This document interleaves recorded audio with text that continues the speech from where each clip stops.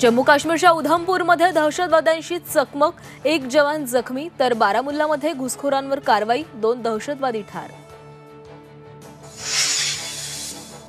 पहलगाम हल्ल्यानंतर पाकिस्तानी उच्चायुक्तालयात मागवला केक, पाकिस्तानच्या दिल्ली उच्चायुक्तालयातील संतापजनक प्रकार।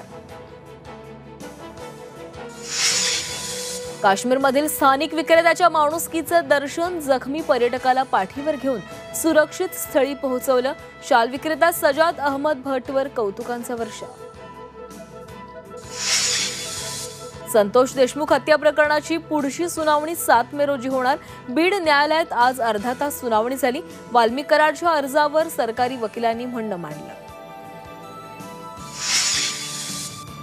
छत्तीसगडच्या कारेगट्टा जंगलात चकमक, सुरक्षा दल आणि नक्षलवाद्यांमध्ये चकमक, 3 नक्षलवाद्यांचा खात्मा करण्यात यश। गौतम गंभीरला इसीस काश्मीरकडून जीवे मारण्याची धमकी, 22 तारखेला धमकीचे 2 ईमेल आल्याची माहिती, धमकी दिल्याप्रकरणी दिल्ली पोलिसात तक्रार दाखल।